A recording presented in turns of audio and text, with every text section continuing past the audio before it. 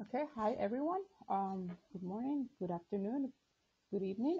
We'll go ahead and get started. It's already 3 minutes past the hour, so I think we can go ahead and get started. If any other attendees join, well, they will miss just a little bit. So welcome everyone. Thank you for joining us for today's webinar. My name is Sandra Mason-X, and I'm the coordinator of the Municipal Solid Waste Initiative of the Climate and Clean Air Coalition to reduce short-lived climate pollutants.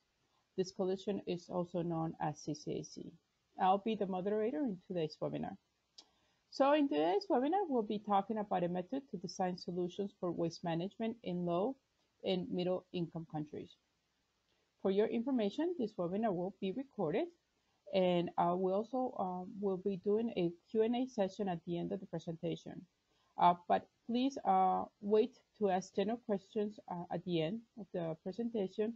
But if you need more clarity and an explanation during the presentation, please go ahead and type the question in the chat box. This webinar, like other webinars hosted by the Waste Initiative, are geared towards helping cities improve their waste management and to reduce short-lived climate pollutants to mitigate climate change and improve air quality. The initiative is working with its partners to help cities and countries address the waste challenges that generate methane and black carbon. As you can see in this slide, there are proven solutions to these challenges with multiple benefits. Municipalities can incorporate these solutions in their waste management plans. This webinar will discuss how to design solutions as part of a solid waste management national strategy or a solid waste management municipal plan. Before we get started with the presentation, I would like to introduce our presenter today, Dr. Simonetta Tunesi. Dr. Tunesi is an environmental strategist, scientific author, long-term member of the International Solid Waste Association, and runs a strategic environmental consulting, a self-owned consulting firm based in Bologna, Italy. Dr. Tunesi is an environmental chemist who links professional consulting with scientific research experience to support knowledge-based public policies. She believes a scientific approach to solid waste management can improve the effectiveness of public administration and private actors.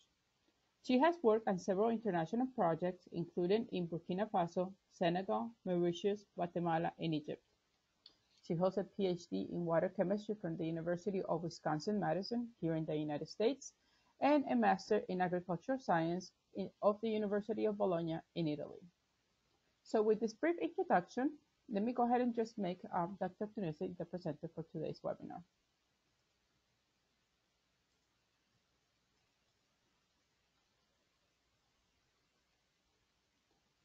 Dr. Tunesi, are you ready?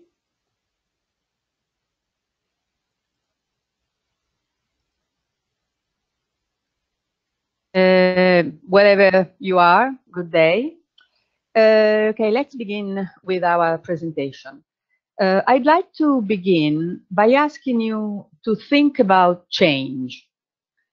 Of all the times we encounter difficulties in generating change, in particular in solid waste management, changing is extremely difficult for several reasons I'm not going to go into.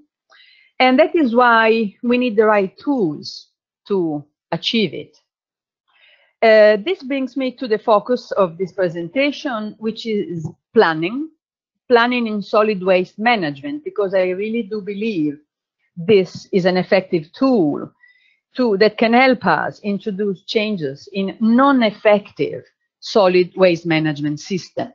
This is the main goal of today, is to open our thought to the usefulness of planning. I'll concentrate on two aspects of solid waste management.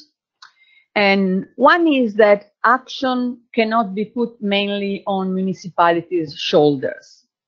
The organization hosting the webinar addresses municipality, and we are very aware of what they can do and what they cannot do. And that's why I underline that there is a need for a national strategy and for a national coordination. The second aspect is that we need a planning method. We need to know how to begin, and the method can help. That's the point I'm trying to make. And of all the things that one should do in building a planning strategy, I will concentrate on the first one, which is a description of your existing system of solid waste management. And because I believe that the description is an effective way to build solutions to our problem. So let me begin with a news that really struck me when I read it a few months ago, and which underlines the lack of coordination between institutional tiers. It says, what I was reading on the net, that a municipality in Eastern Asia failed to comply with the provision of the National Act on Solid Waste Management, because the local government was still operating an open dump site in violation of the national law that says it could not be established or operated. But not only this, but what happened was that a national commission on, I'm sorry, going ahead. Sorry, I cannot go ahead. Okay, here it comes.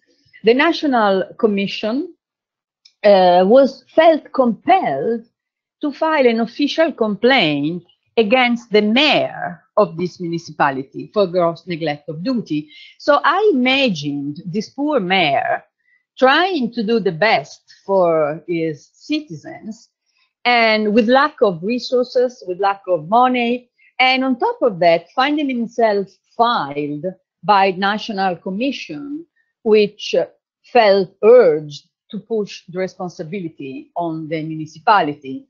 So I felt that was something that I have known also while working in Italy or in other situations, but it is something that is really a good example of what should not be done to solve the problem of solid waste management. So I don't think it was all the fault of the mayor. And I'd like to stress what we can learn from this type of inefficiency that we have to overcome with a good planning strategy. First of all, something that I really want to stress is that the targets of our improvement, the targets of the change we want to achieve, often are selected and action chosen with a sense of emergency. And this is a common mistake, but it's still a mistake, because emergency is not a way of building long-term, long-lasting solution. And I will get back to this. Often, targets are disconnected between institutional levels and role overlap. I'm sure many of you had the problem of another colleague in another different institution wanting to do, and with good reasons, maybe the same thing you were doing. So this is another problem, and that's why we need strong institutional setting. Often, I stress this again, I really believe too much responsibility is given to municipalities. Municipalities often don't have the technical skills and the financial strength to operate on solid waste management, not because they couldn't have the skills or the strength, but because they are not given the resources to grow in that field. So I think that is an easy game from national government to give responsibilities to municipalities. And often municipalities find themselves shifting the responsibilities on citizens who supposedly do not participate enough to waste management programs. So I think there is a problem here on who is keeping the responsibility to do what. Often we do not have an environmental protection agency, or if it exists, it's not well resourced.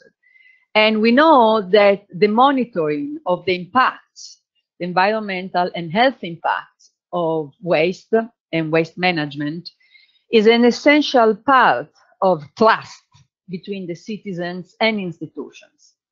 And to build that trust, an environmental protection agency could be a very relevant actor. Also, one of the main problems is that the cost of investments in equipment and plants compete with other national infrastructural needs. We know very well that most of the time sanitation, water waste comes before solid waste, that roads, infrastructure, IT, technologies come before. So how do we make ourselves seen by funders and policymakers? Okay, these are the common inefficiency that a good planning needs to answer. And now I'd like to put it in positive. What are the principles on which we need to base effective planning? We have seen the problems. Let's see what we can do to, even before we start planning, what should we build? What should we have clear so that we can have strong foundations? First of all, I think everyone should recognize that solid waste management is a complex problem.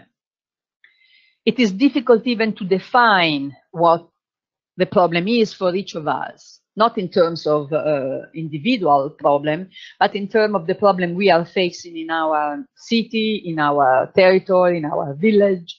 It is not easy to decide which are the wastes included in the problem, which are the territories included in the problem.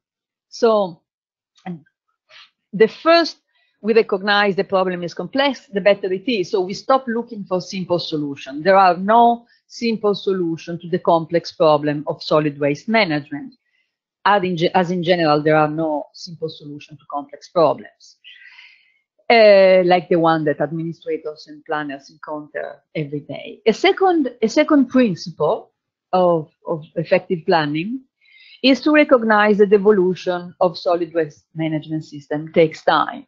And here I'm back to the fact that I don't believe the sense of emergency helps in beginning with the right actions. I really think that solving the problem has nothing to do with feeling an emergency. The emergency is there and is there to stay. So it doesn't matter how much we agitate ourselves, but we should know that in high income countries, industrial countries, it took over 120, 130 years to build an effective system. So it's not going to take a few months or a few years in a low and middle income countries to advance. So I'm not saying relax, because relax maybe is not the right attitude, but rest assured that it's going to be a long walk. And that's why actions done here and there are not going to be helpful. A third principle, which is fundamental for everything that comes after, is that the selection of appropriate objectives. We will see this in the examples I do. The example I concentrate is on this. Objectives are the main goals. Where would you like your city to go? Where would you like your country to go in terms of solid waste management? Is your first concern achieving 100% collection coverage? So that's your objective. Your objective cannot be high technology, which maybe a vendor would like to sell you. And also understand the difference between objectives and targets. Targets are the main goal you give to your own actions, and targets are numerical, measurable, sort of indicators that you give in your strategy to monitor yourself and to see if in a certain amount of time you have achieved the tasks you gave for yourself as target. A fourth principle of an effective practice is that even if you don't move in with emergency, you can still jump a few steps. You don't need to reinvent the wheels, the hot water that was already invented in most effective system. So, for instance, we already know that the segregated collection of organic waste is important, is the best practice. So you can already start thinking in those terms. You don't need to experiment. Several things can already be given as best practice and can already be introduced in the early stages of planning, together with more needed, with more emergency action, let's say, even if emergency should not be what guides you, or urgent, let's say urgent, that's the word I was looking for. Another principle is that we should never forget that to achieve all of this, we need to move within a coherent institutional framework. We need to have a dedicated law, actually a set of laws. We need to have a dedicated set of institutions, of people responsible for actions. And there is no long-lasting achievement that can be done if we don't build, if we don't move within a coherent institutional framework. That is very sad, but it's what it is. So much of the effort should go in building this before then selecting actions that nobody will have the ability to implement and monitor. And finally, an element which is too often overlooked in low and middle income countries is the fact that one needs to know the cost of the actual system. Because it's usually, even if it's minimum from a point of view of a high income country, it's very relevant for a city. Most of the time, the cost of collection is 80% of the whole cost of the waste management budget, but it's not well known. The taxes are not well collected.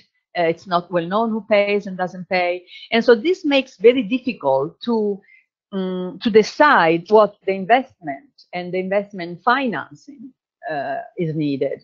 And instead, no donor, no serious funder will fund a project that we cannot explain well, of whose we don't know the cost.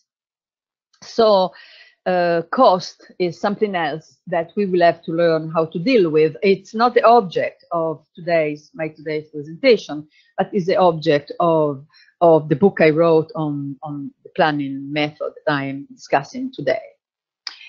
So, as I said again, I believe a planning method is needed, even if the initial situation is highly ineffective. That's why I wrote the book, and that's why I believe that planning is not, if well done, does not produce the documents that we put on a shelf to get dusty, but it actually produces real strategies that are effective for actions, either at the national or city level. Okay, so that's what I believe, because I've seen it done in my regions in the past decades.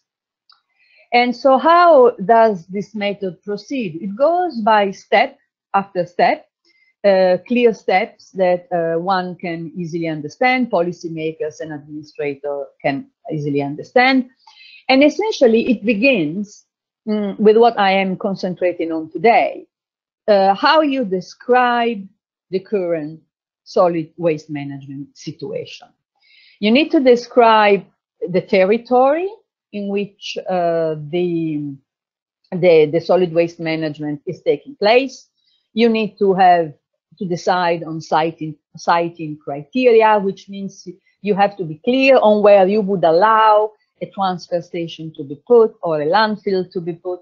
All of this has to be clear. You have to have a clear idea of how much waste is generated in your country, and that is usually one of the highest difficulties we encounter because there are no data. And even if campaigns could be run, usually cities don't organize them. They maybe don't have the knowledge to do a statistically significant analysis, but it can be done and they don't necessarily need to cost a lot. Then you need to know something that I'm not going to discuss today, but which is a relevant part of the book actually, how you identify the actors that form the network of roles and responsibility that run around waste management.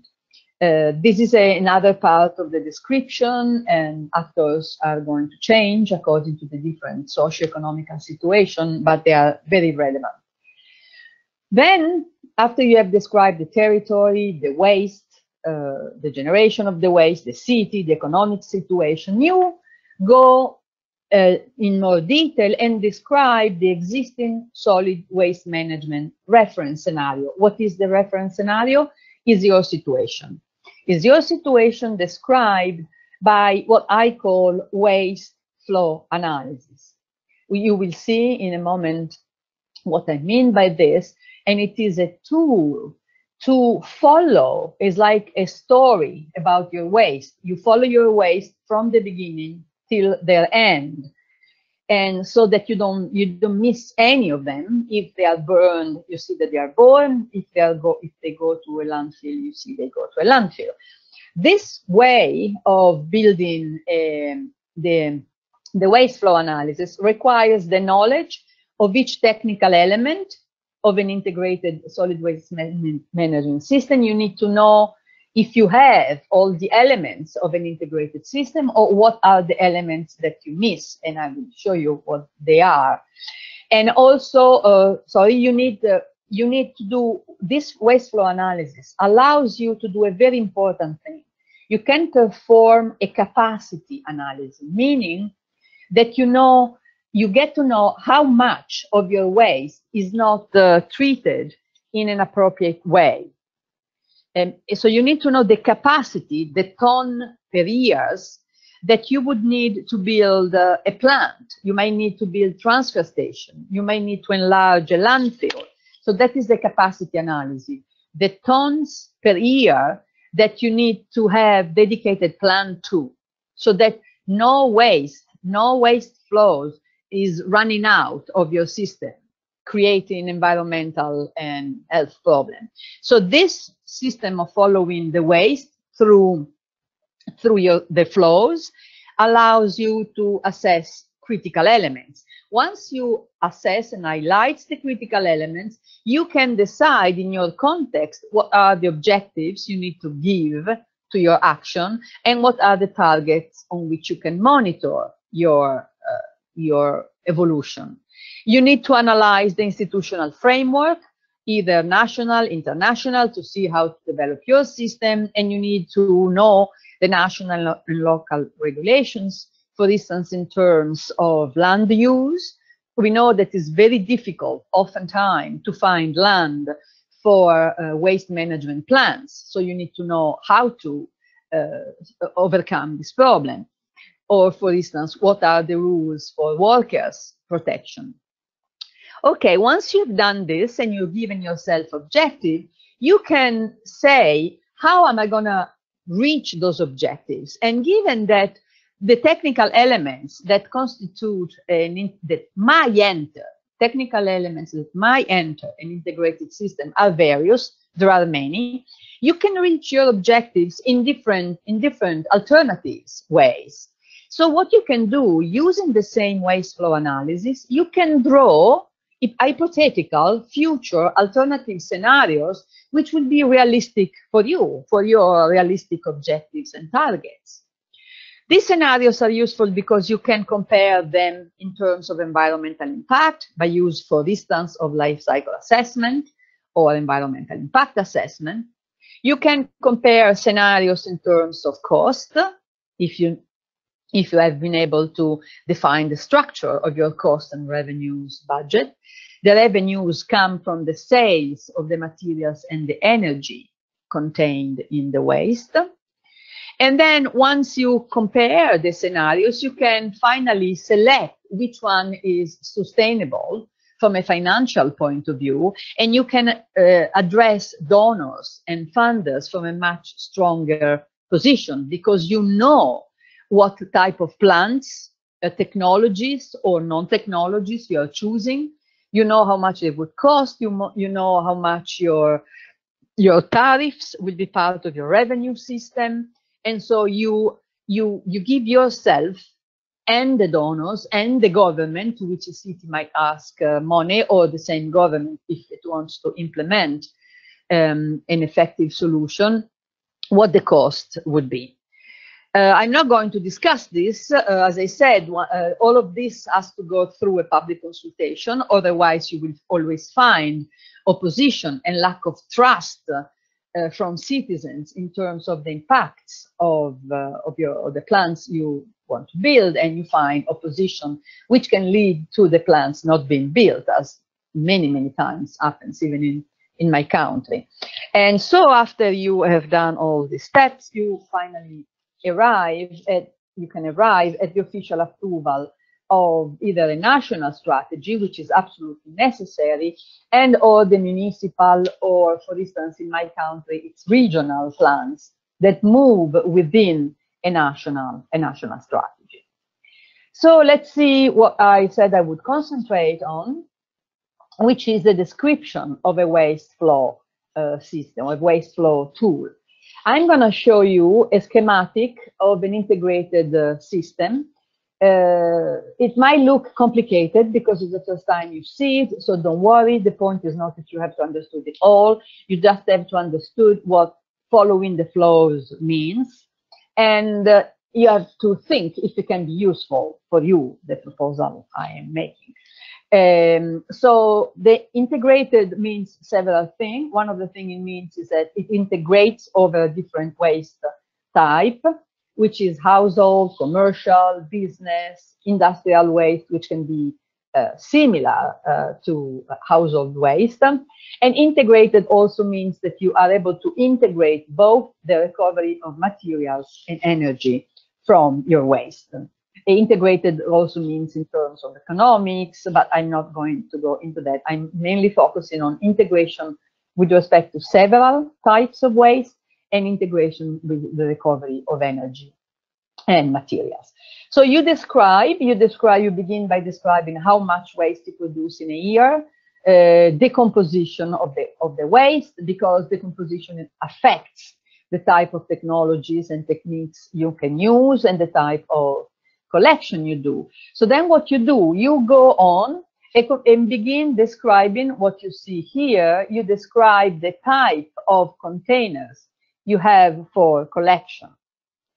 In an integrated system, I like to divide it into 3 flows. Let's begin with the central flow. You describe the collection of the dry fraction. Dry fraction being paper, plastic, aluminum, glass, iron, wood, furniture, mattresses, electronic waste. They're all in here, even if each of them requires a particular type of flow chain, or a supply chain. But then you need to describe, so let's go back to the description part, you need to describe how the collection is performed.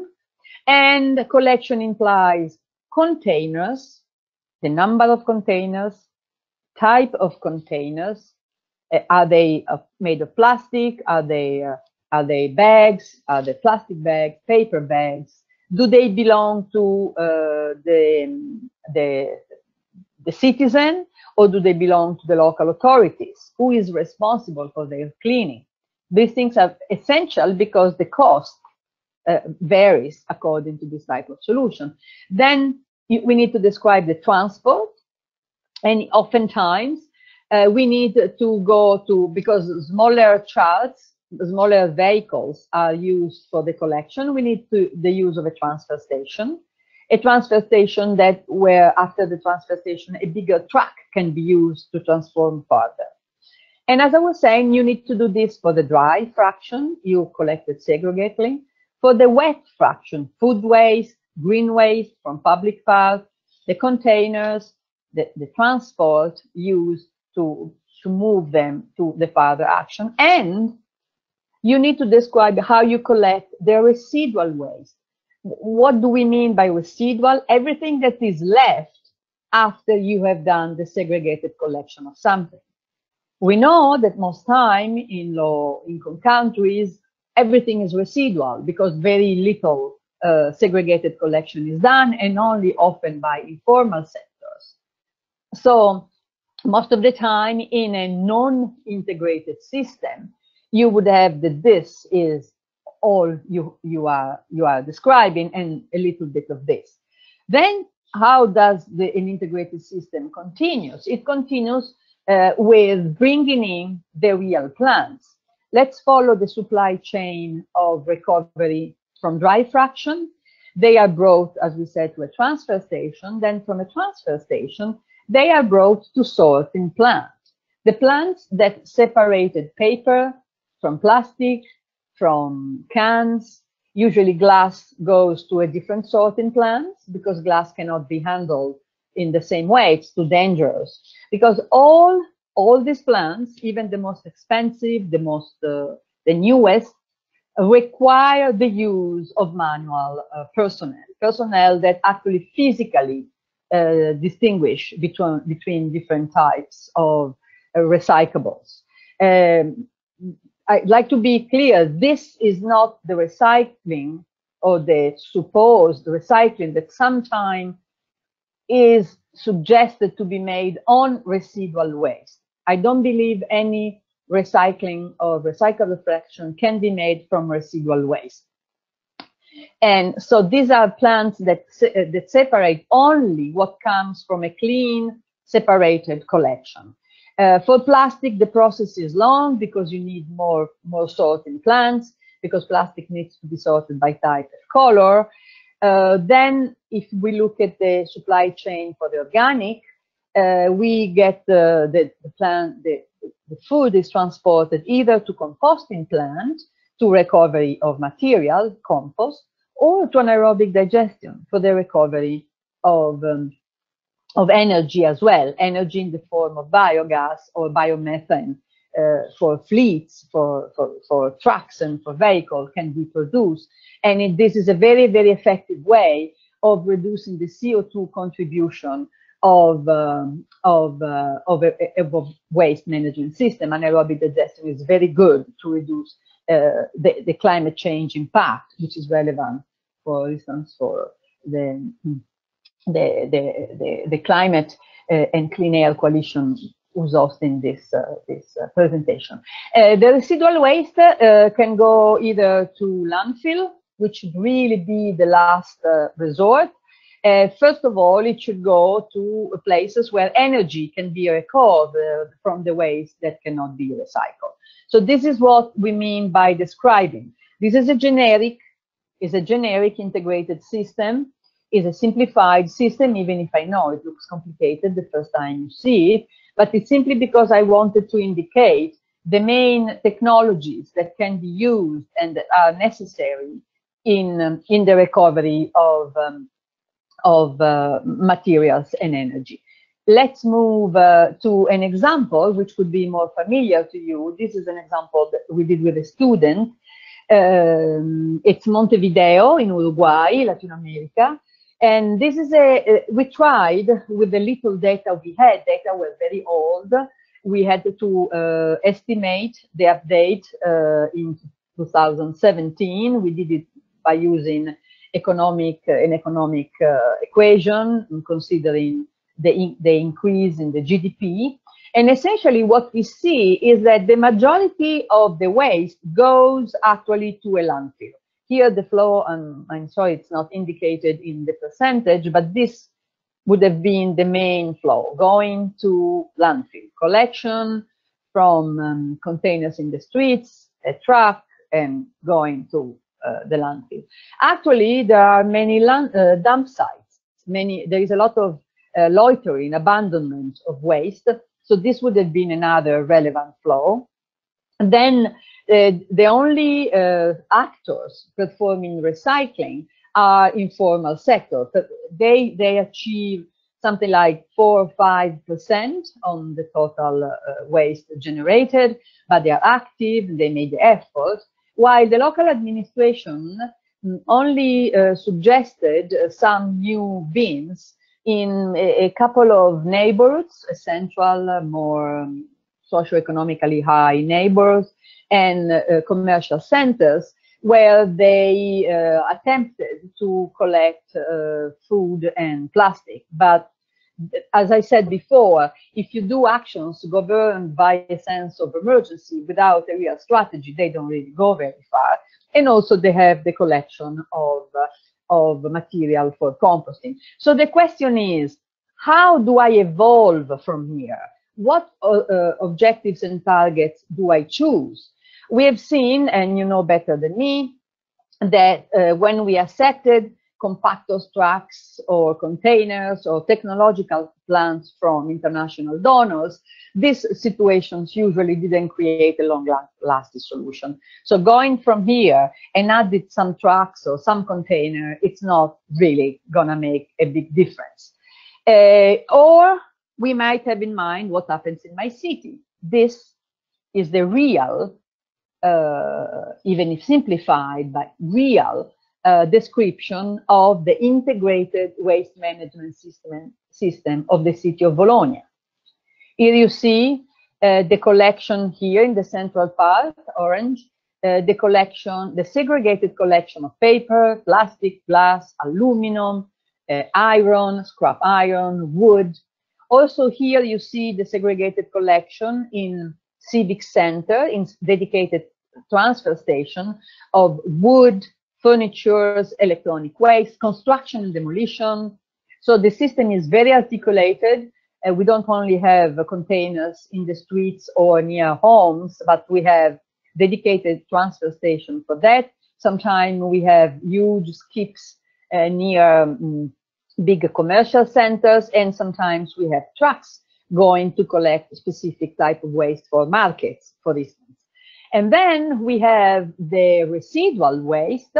Now the city of Bologna reaches 55% collection of recyclables. So 45% is the residual that is left over the total that is generated.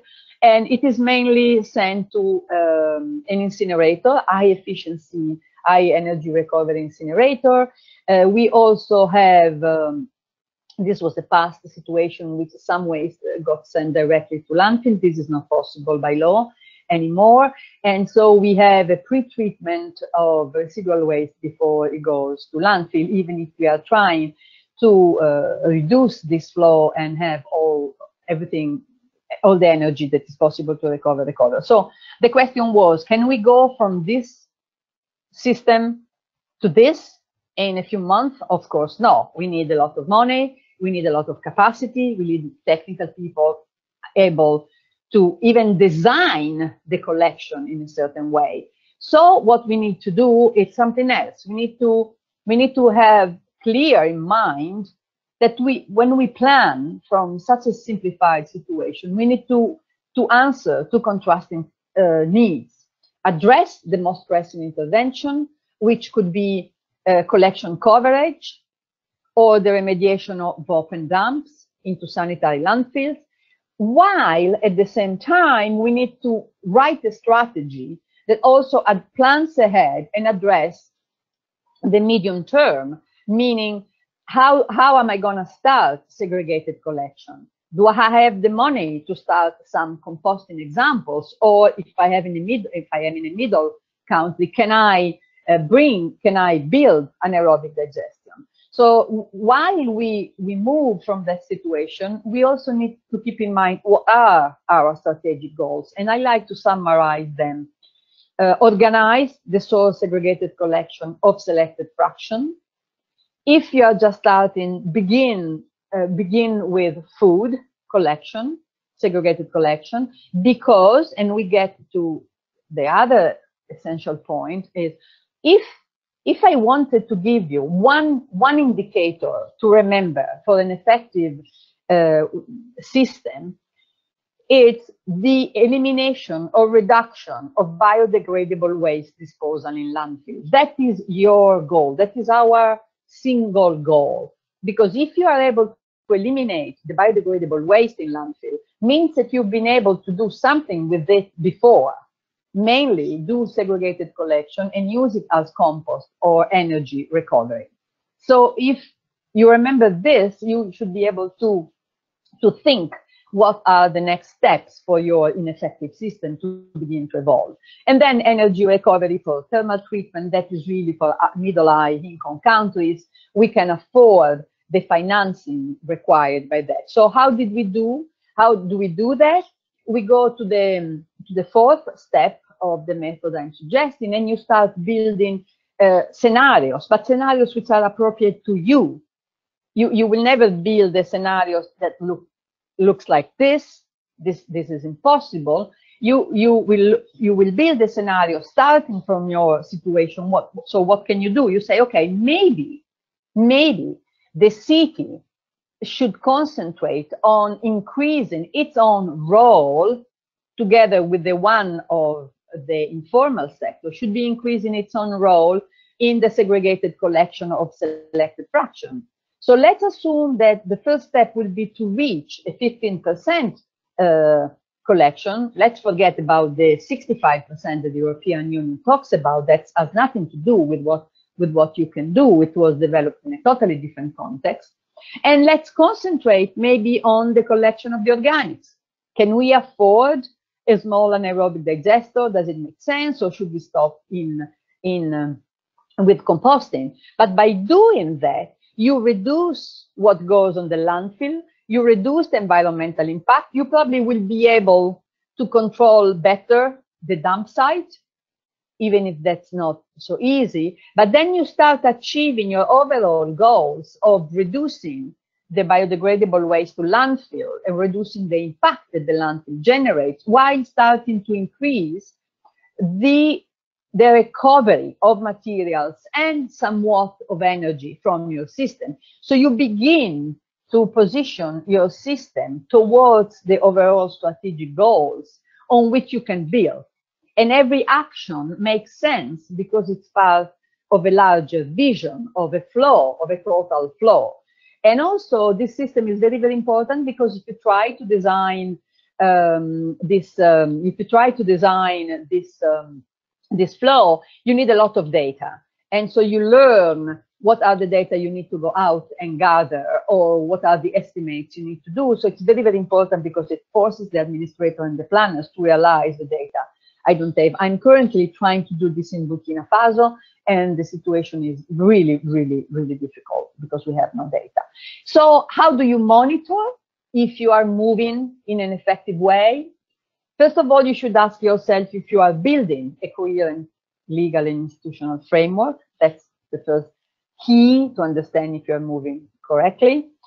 Do you understand the function of each component? Do your administrators and technical experts understand how you would use one element or another one? Are you strengthening the involvement of the relevant actors? Are the relevant institutional office strengthened? If you do that, you are moving toward an effective situation. Do you know the cost and financing of your alternatives?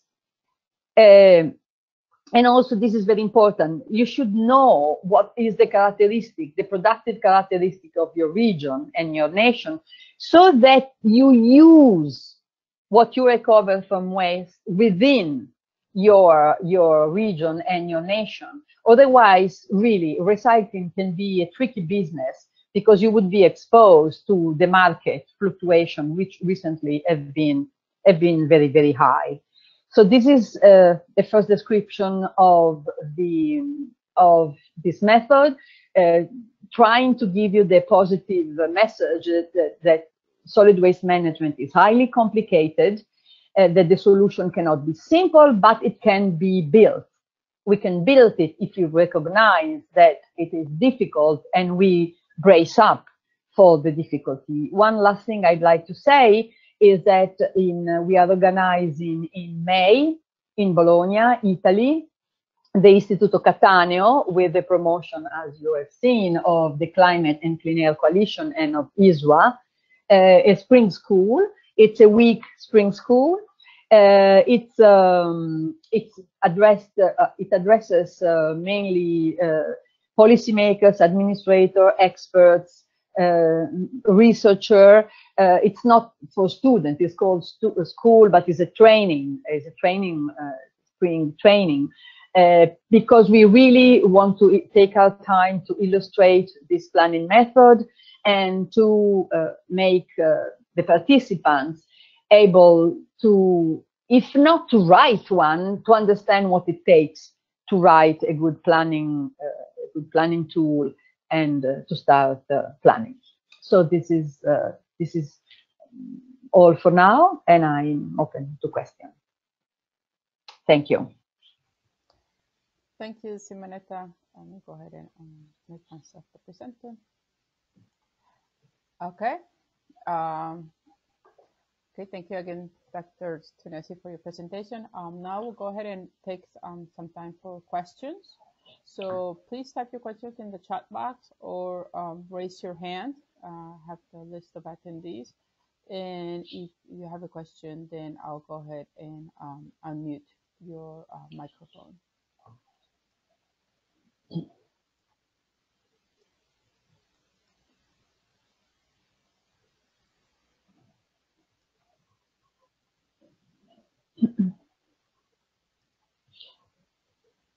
Okay, so we have one question from Simao Diaz. His question is, how to tackle accountability from institutions? Yes, thank you, Simao.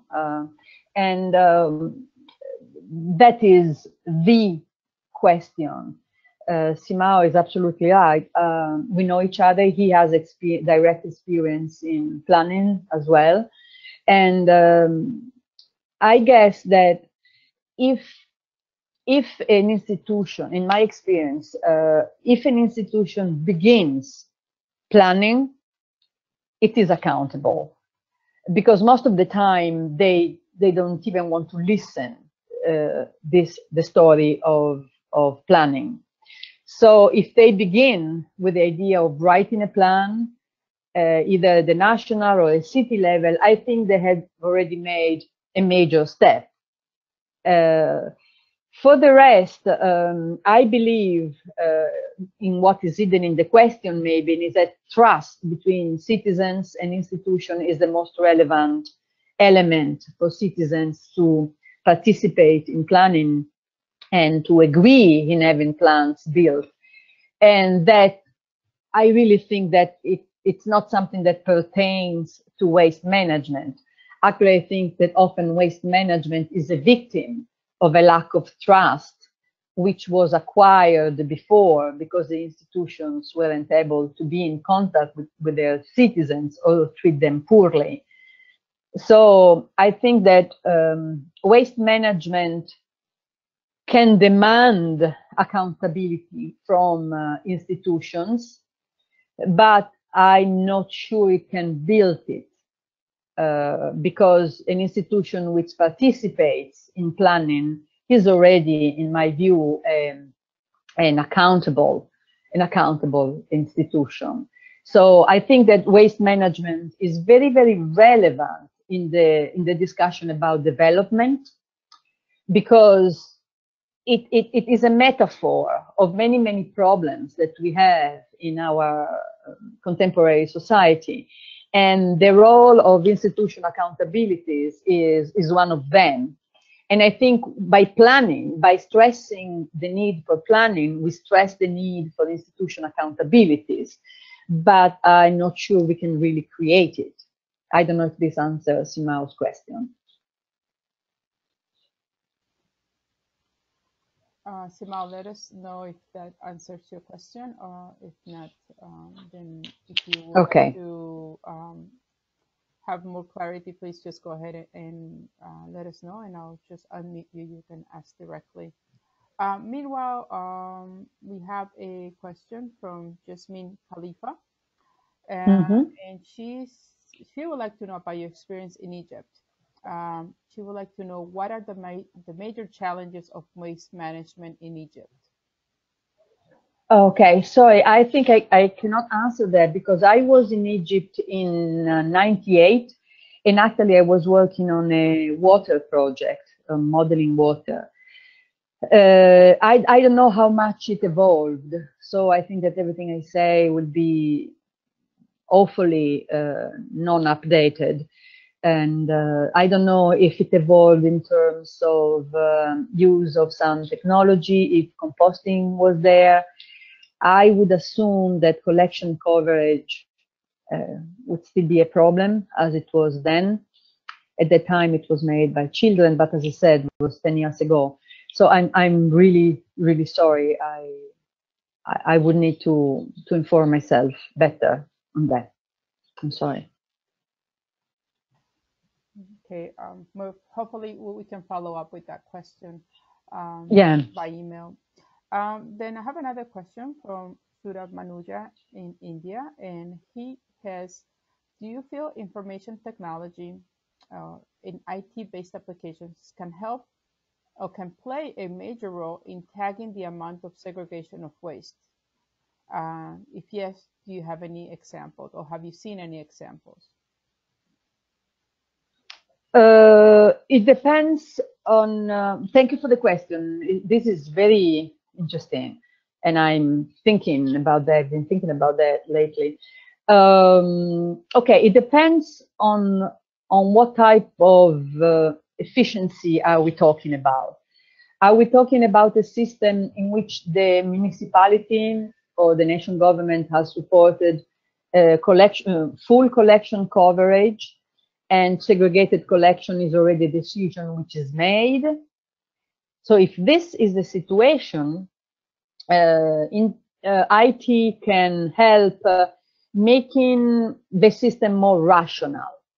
Because, for instance, there are those tools that can tell the service provider if containers are filling up, and so if they need to be collected. But even that, I think it's effective if you have like a large container in the street.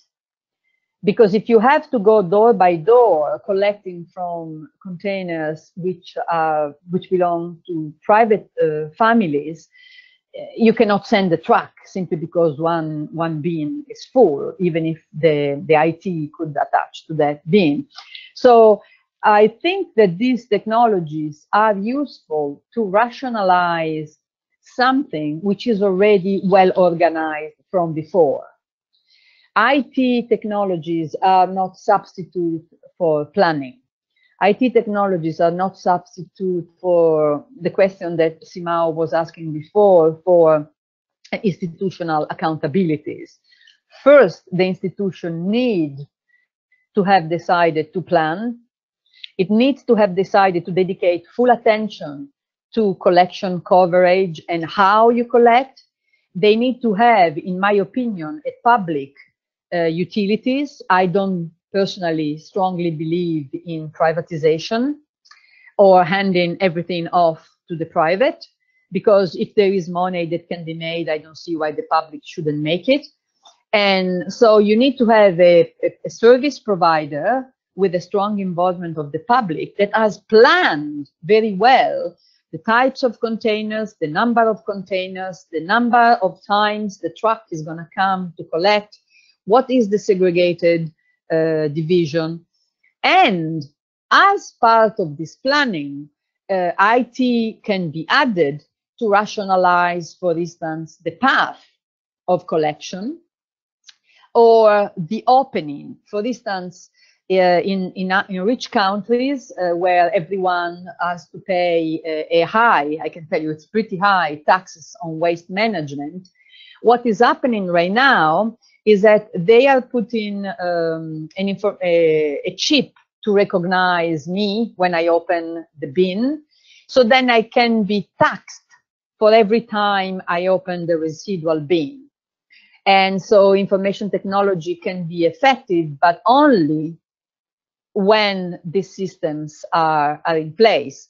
And for instance, app could be helpful if we find a way of teaching people how to measure the quantity of waste they produce. So we could actually do an app for crowdsourcing on the data on waste generation, but I haven't tried it yet. It would require a specifically funded project, but it could be helpful in collecting some of the data we don't have. But technologies, at least that's my opinion, cannot absolutely take the place of planning and institutional engagement. Okay, thank you, Simonetta. So I have a question from Torben Nust from Quito. I'm going to unmute him so he can ask the question himself.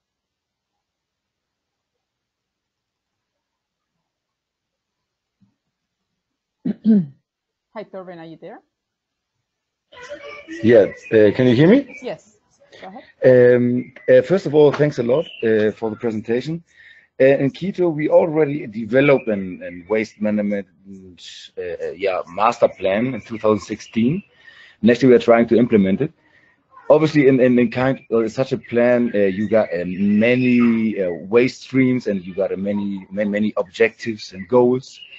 And I'm trying since 2017 try to develop some type of to automatize the data to have really scalable information and data to make the right decisions for the decision makers and have statistics. How to develop or what should be the right, because I'm still working on it. I don't have a solution for our waste master plan. How to automatize the data to have a correct follow up to your established goals? That would be my question. Okay. Okay, in Italy, I think we do an excellent job in organizing the data, but we have environmental protection agency that operate at the level of each province.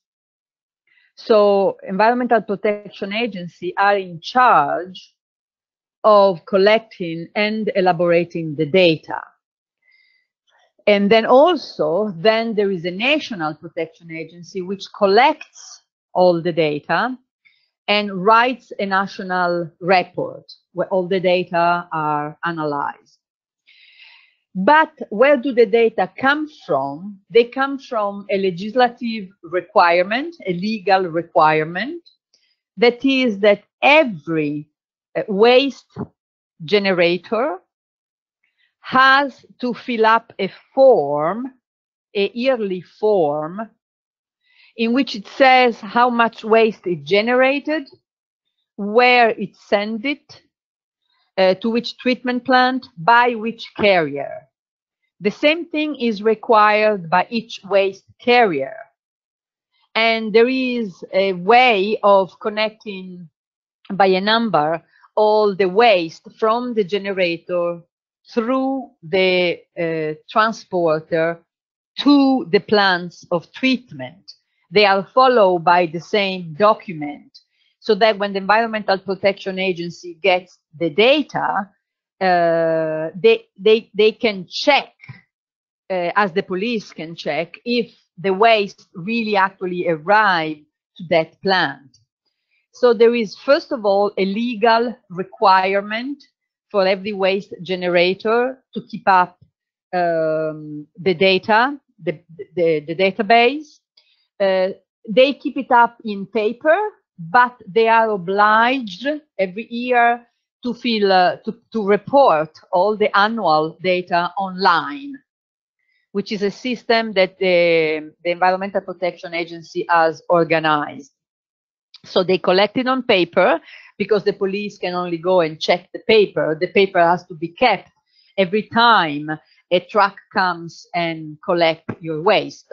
So it's a day-by-day register that you keep, and every year you input it into an online system, and the online system gets analyzed province by province by the Environmental Protection Agency, and then it is sent to the National Environmental Protection Agency, which does the national report. And also we have the same report being made by the regional protection agency. So as you see, it's and you are fully aware, I'm sure, it's a very complicated system.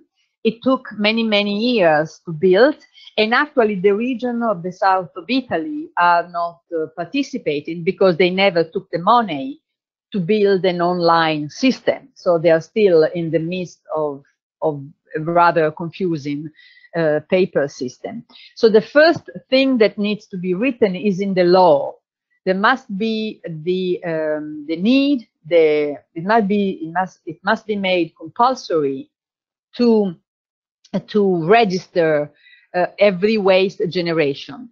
This is done for industry, for business, for everyone that is not household. For household, this register is kept by the service provider, because of course cannot be a family that keeps it.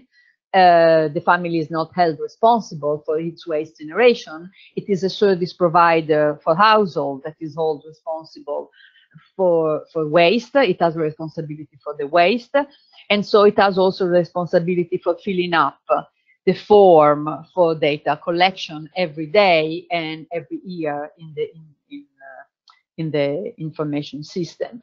And the system, the form grew more and more complicated in time.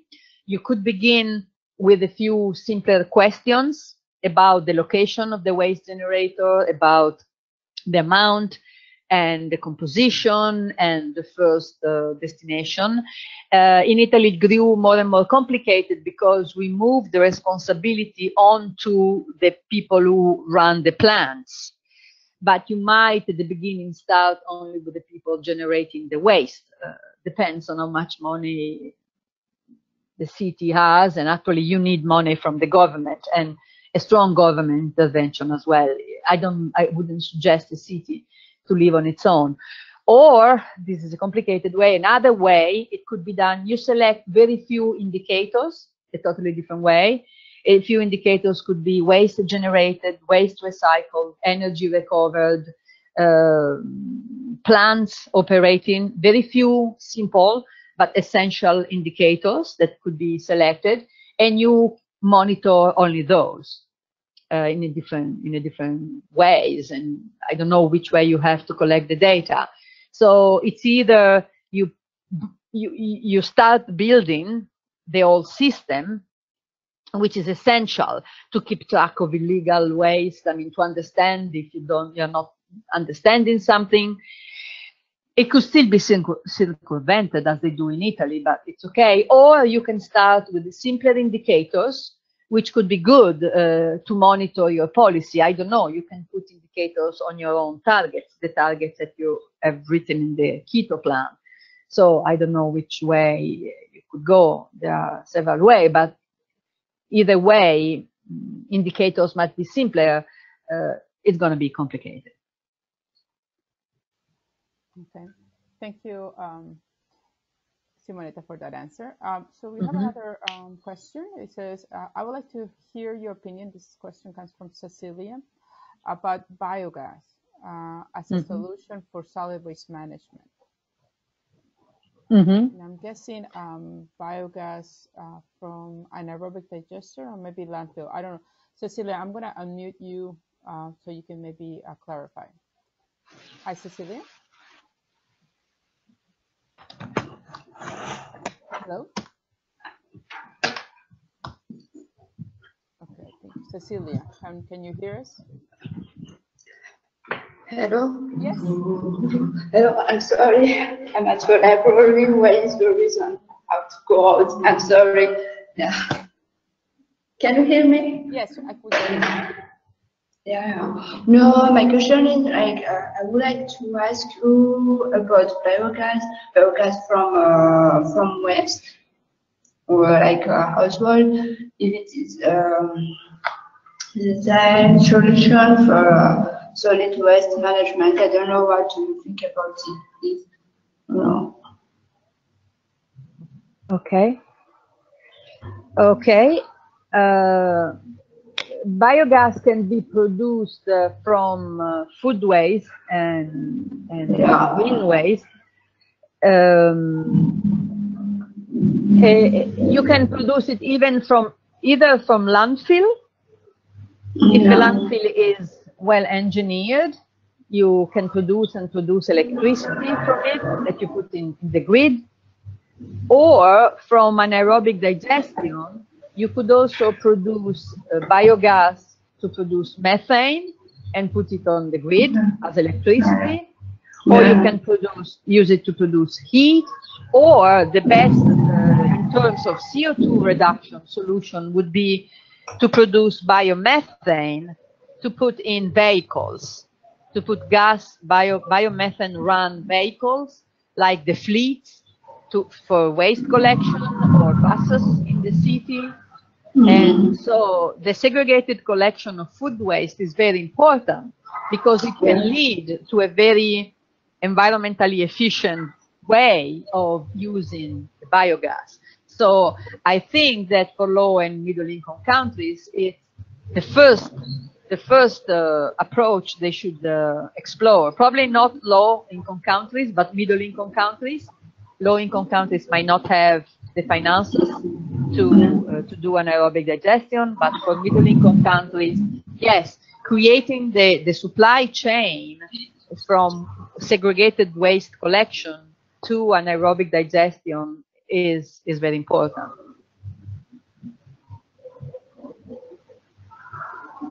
Okay. Okay, so let's move on to we have a bunch of questions, so I want to just move on. So the next one is, how do you tackle waste management planning in countries with little access to data? This comes from Tamara Posibi. Yes, thank you. This is a very relevant question. That's exactly the problem I'm trying to be prepared to in Burkina Faso, the project I'm following right now. Essentially, one needs to organize sampling campaigns.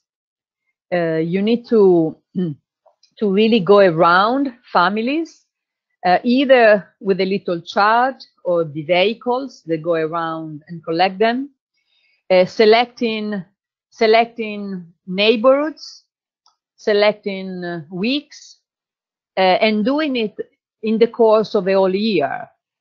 You have to have a statistical approach to see how the composition and the amount can change. So you need to train a few people to really follow the tracks or the charts of the collection and do some statistical trying to see, to target days and neighborhoods and markets. So then you can have a few data on which you build your estimate. Because otherwise we keep relying always on the data that are published in the very relevant publication of the UNEP or ISWA or World Bank, but those we really don't know where those data were taken from and how they were taken from. So it will take a lot of literature search to figure out what really corresponds to your situation. So what I'm trying to do now in Burkina Faso is I've trained 5 local people and with their coordinator, and among the other tasks they have to perform, we are trying to see how we can build, first of all, a map of the important relevant markets, and also how to build a campaign. We are really going to go out and perform a campaign to measure the amount, to estimate. Of course, we cannot measure the whole amount, but statistically estimate it, and also to perform some monitoring campaign. On the web, there are, for instance, UK Waste Ed. UK is an NGO, a consulting company that has put online important documents on how you could do this. I mean, they try to explain something. And so essentially, we really have to roll on our sleeves and do it ourselves, because if there are no institutions, we need to do it in the projects we are operating. There is no other way. And the rest of the flow analysis can be built on estimates. I mean, estimating is better than not doing anything, because when you try to build the flow, and if you find a good willing administrator, when you try to show him a flow that you cannot build, a flow that you cannot quantify, it's better to have a tool in front of you and in front of that person, so then she or he can understand what is that you are trying to achieve and why you cannot achieve it if you don't have the data. That's why I insist that building the picture of your system is a very good way of telling people that you don't have the data. Okay. Thank you, Simonetta. Simonetta, let me ask you about your availability, because we have like 5 more questions, so I don't know if you... I can stay. I can stay. Okay, great. Yeah, I took my time for this. Yeah. Okay, let me go ahead and unmute Yvonne Aniango. She has a question. Let's see. Yvonne, are you there? Yes, I'm here. Can you hear me? Yes, go ahead. Yes, thank you very much for your presentation. My interest is to know how to manage waste of diapers, the baby diapers and sanitary pads, because in most cases, all the waste is mixed.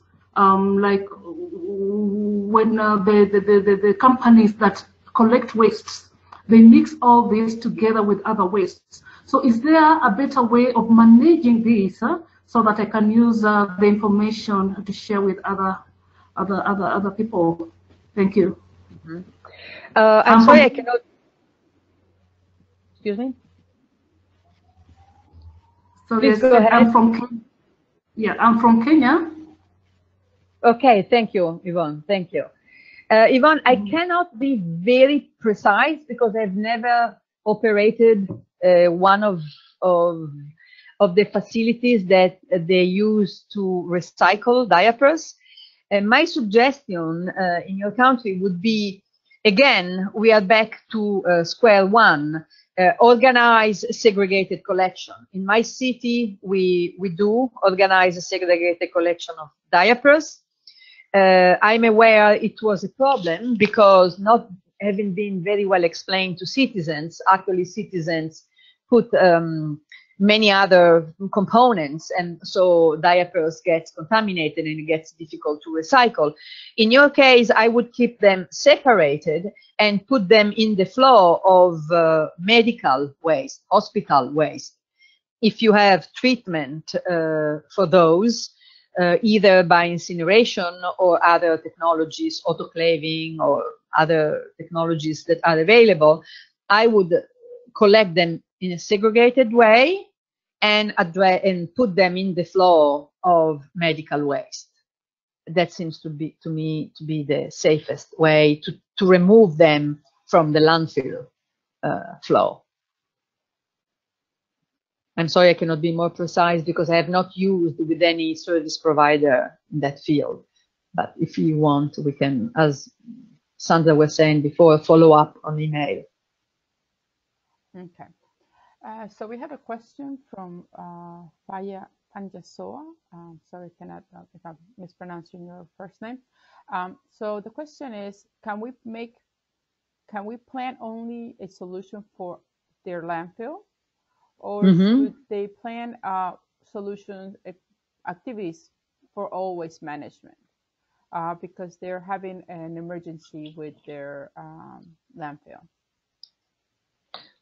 Okay, if you have an emergency that the landfill is creating problems to workers or people, you should just work on that, because I don't know which country you are from, but for sure you don't have too much money to go around. So that is not even planning, that is just answering a problem.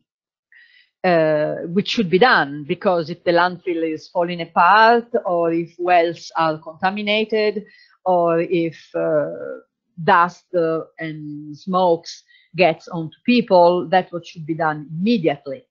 When I meant in sense of emergency, I meant not go around buying trucks or buying containers here and then simply because a donor asks you. But if you really have a sanitary emergency, that should be answered. Is that instead, if you want to ask yourself, your city, I mean, how can we improve from here to 10 years from now? Then you put everything together, beginning from collection. So those are two different needs. Okay. I don't know if this answers. Well, if they need more clarity, they would. I will ask. Okay. Please type it in. So I have another question from Heste in Ethiopia. It says, in countries like Ethiopia, even if there's a waste energy facility in place, due to the low collection of waste, I guess, the facility is underperforming. So will there be any alternative or shortcuts to change such type of practice and make the facility to work properly? Let me see. Actually, I think maybe this would be better if we unmute her and ask her Yes, to. if she's there. Hello? Eheste? I cannot unmute you. You're self-muted. So if you can mute yourself, sure. then you can ask the question directly. You should activate your microphone. Yes, I cannot do it. Okay, she can. No, I meant her. Yeah. It happened to me the first times. Okay. Well, we figured this out. Let's Okay. go on to the next question. Because this one is a complex one, and if she can specify it, I'll be glad to answer. Okay. So Jordi Pon has a question. It says, in many low and middle income countries, segregation at source is mostly collected on a door-to-door basis, frequently by informal recyclers or barreling taken to collection centers. What strategies should be developed to consider separate collection containers on the streets, if appropriate, at least for larger cities, moving from pilot experience to large scale systems? Okay, So thank you. Yes. Yes, no, that's a very good, very important question. Okay, every city has to draw its own strategy. I really cannot say, but you can follow two lines. One would be not to put the containers in the street, to simply add a container at home. For instance, organic waste is better collected in paper bags. When I used to collect it in plastic bags, even bioplastic, it creates a leachate. It ferments much more, and so it creates problem of leakage if the bag breaks. But when I moved, and now I use the bread bag. After I bought the bread, I keep the paper bag, and I use it for the organic. It's much better because it doesn't create the water. It ferments in a different way. So it could be, this long story is to say that a city could say, okay, we are starting to collect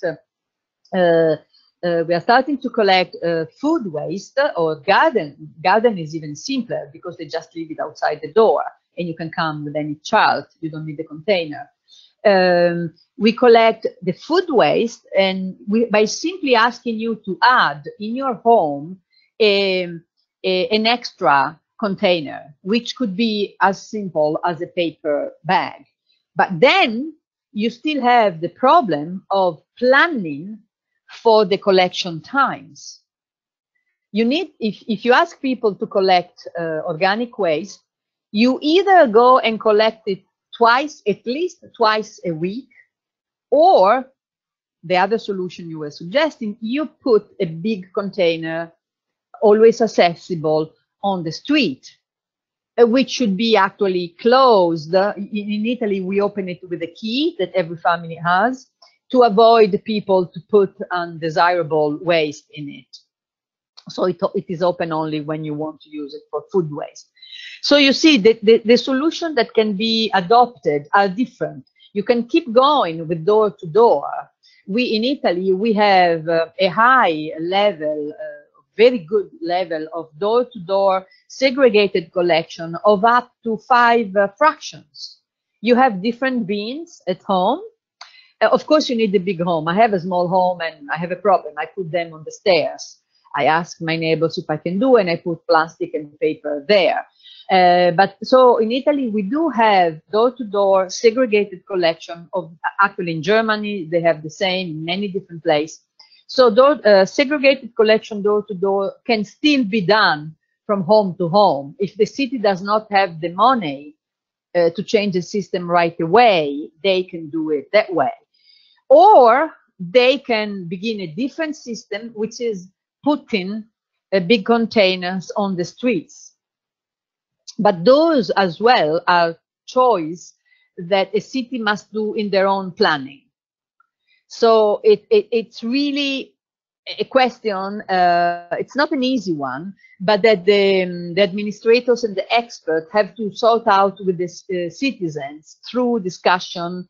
Also, it's very relevant how the city is made, how large the roads are, to decide what kind of truck goes by. So planning collection, it's a very complicated business. It's actually one of the most complicated, I believe, in the organization of waste management. It is easier. The steps later are easier because you have already formed the flow. Collection planning is very difficult because you are forming the flow and you have to make the decision on how many you form. But you can retain two different models, the models of door-to-door or the models in the streets. They are not, doesn't necessarily mean that you have to move to the street big containers to evolve your system. You can still choose a door-to-door or intermediate. You could do door-to-door for plastic and paper and street for organic.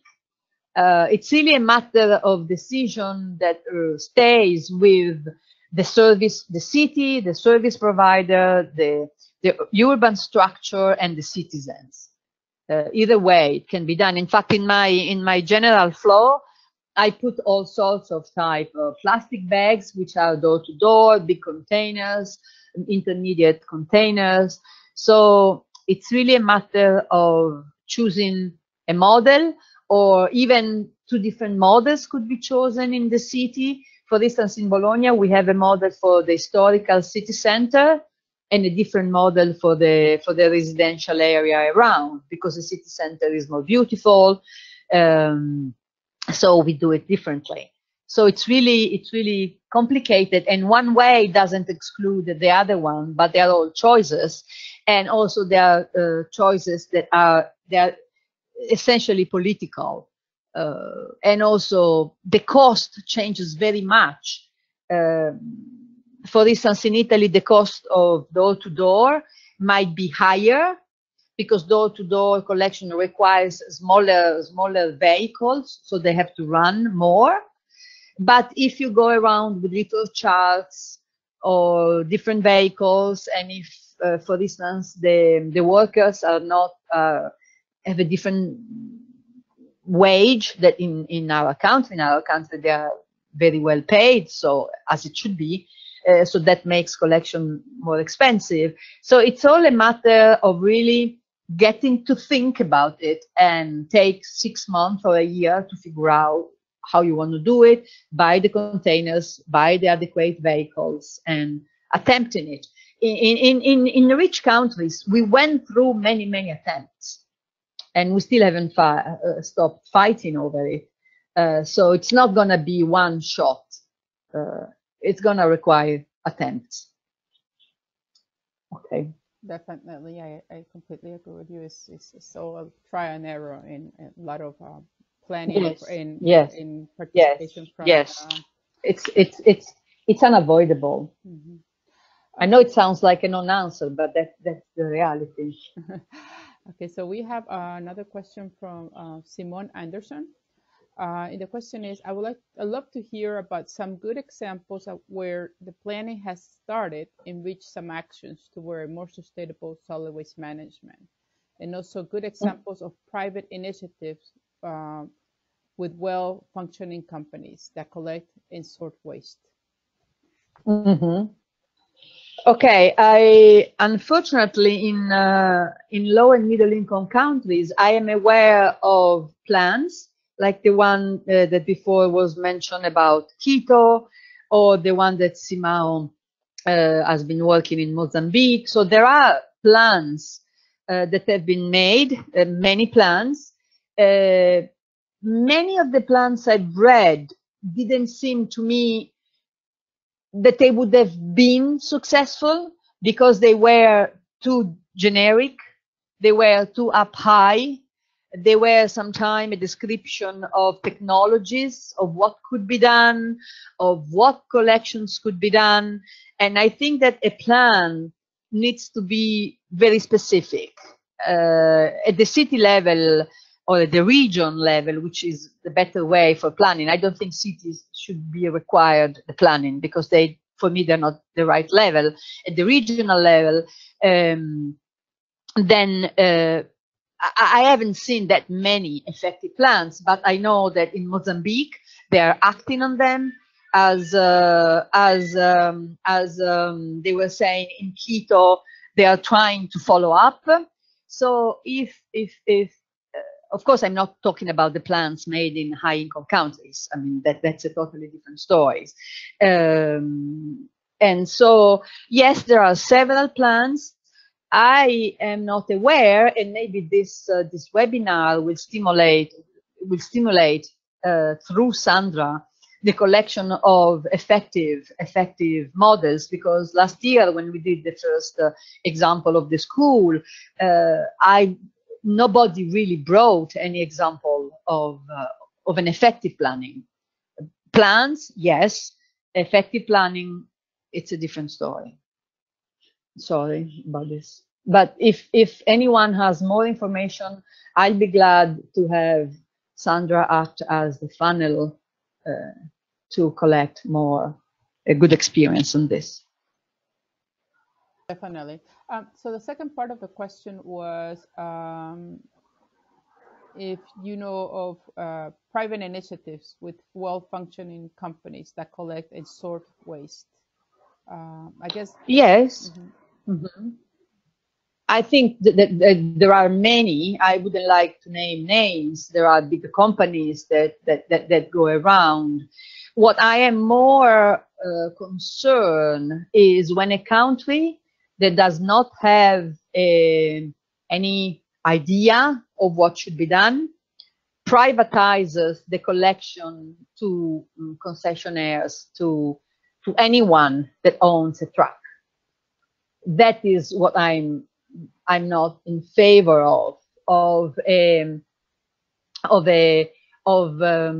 city shrugging off of its shoulder the difficulties and giving the money directly to private enterprises. Those, I think the literature is full, and what I've seen in my limited examples is not going to work. Instead, there are many examples of private huge companies that have the right experience, the right kind of containers, the right kind of trucks that are asked by municipalities or regions to operate in a situation where the administrators have a clear idea of what they want.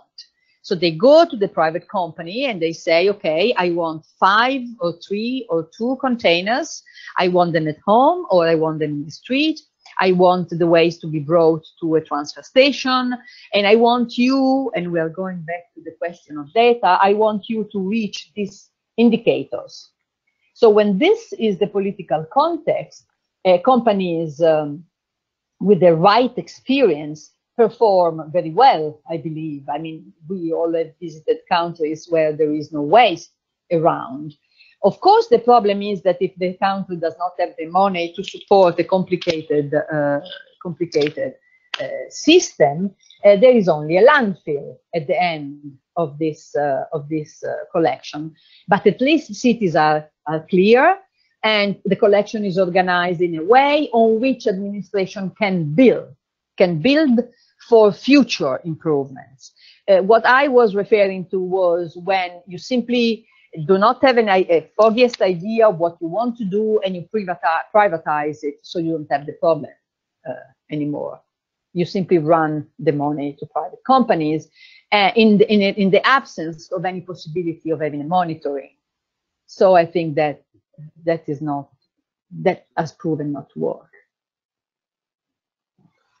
Yeah, definitely. I mean, there are a lot of, I also hear a lot about initiatives, private initiatives, and I think they're leading in some cases because the municipality doesn't have the means to do it, but so the private sector gets involved in recovering materials and using them for stuff. So Definitely, it's a subject that is very interesting, and it should be promoted by municipalities if they cannot themselves do it.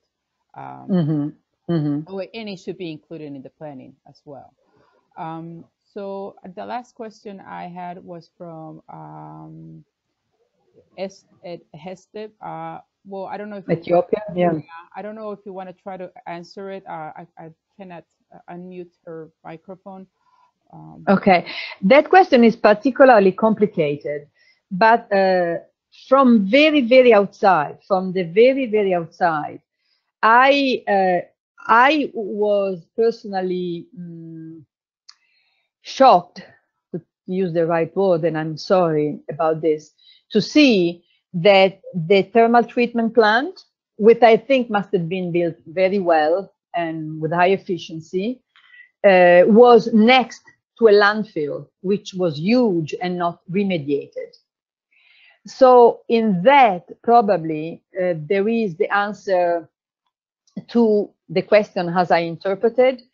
The waste management system is not going to be more effective if you simply add one effective component. Because how is the waste going to get to that component which is going to work well if you have not addressed the problem of waste collection, segregation of food waste? And when I saw that the Ethiopia had decided to build a needed, I think, plant without addressing what came before, I think that that is what's creating the inefficiency of the waste management system, which remains because the addition of one effective component is not going to solve what planning needs to solve, what collection needs to solve, what intermediate transfer station needs to solve, and the remediation of the landfill, which is a problem on its own. That's all I have to say about that case, which is probably very, very complicated. Yeah, and it would need to be known much better. Yeah, she actually typed the question. I'm sorry if she or him. I'm sorry. It says there's now a waste to energy facility and incineration plant in Addis Ababa. However, due to the shortage of high calorific value waste, the plant is not working as expected. As you know, almost all waste are mixed waste.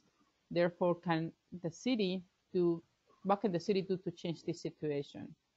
Because the municipality was planned to generate electricity and transfer to nearby neighborhoods, but it has been a huge challenge. So I think, I mean, in my opinion, part of the problem seems that the waste characterization of the waste is not appropriate. And I don't know, Simonetta, do you believe maybe if the municipality tries to get some other organic waste out of the stream, that could increase the calorific value of the waste that will go into the incineration plant? So I'll leave you. Yes, I think I actually believe my answers before answered the question, because that's the way I understood it. And yes, I agree with you, Sandra. But again, I stress that every decision should be part of an whole picture, should be part of a complete waste flow analysis. Otherwise, you solve one problem and unsolve another one. So and also the plant began working less than a year ago, I believe. So there is still time. But if the plant is not inserted within the design of the whole flow, that's where the problem resides. Not so much in the plant, but in the lack of collection and intermediate activities. So yes, Sandra, the collection of the organics, removing the organics from there, I think it should be a part of the solution, but also that needs to be built. That solution needs to be built, and it is built with the good planning, not with another partial intervention. In my approach, of course, I'm not trying to impose anything. but that's how I see it. Yeah, and I like we from the Waste Initiative, we also looked at a example in Delhi, where part of the problem that they're having is the waste stream is arriving with a lot of rocks and sand. Oh, So that actually also is bad for the incinerator. yes, that's a problem I found in Burkina Faso and Senegal as well, because when the women sweep the houses, which most of them are not paved, they put the sand in the waste bin. So I think there is a need for information campaigns, in at least in the places I've seen, in which women, I'm sorry to say women, but that's who does it, should be told not to put the sweeping in the waste bin. Yeah, that's a part of it. And, Yeah, okay. Exactly. So I think that's all the questions that we have. Thank you so much for staying with us for this long, and I'd actually thank all the participants that are still online listening to us. Me too. Thank all of you. Thank you very much. It was very interesting for me. Thank you. So before I conclude the seminar, I would just like to remind you that the webinar was recorded, and I will be posting it on the Municipal Solid Waste knowledge platform of the Waste Initiative, and here you can find the link. And if you have any additional questions, please go ahead and send them to me, and I'll go ahead and send them to Simonetta. Again, I would like to thank you for joining the webinar, and for those that are still on the line, for hanging on. And I will actually, on behalf of the Waste Initiative and the coalition, I would like to give a big thanks to Dr. Simonetta Tunesi for preparing and giving this presentation on this very important topic that I know is very important for everybody that works in the waste management, and especially municipalities and actually the national government as well. So with that, we'll just wish you a great day if you're starting your day. If not, a great evening. And I hope you'll join us for upcoming webinars. Thank you. Okay. Thank you. Thank you, all of you. Thank you, Sandra.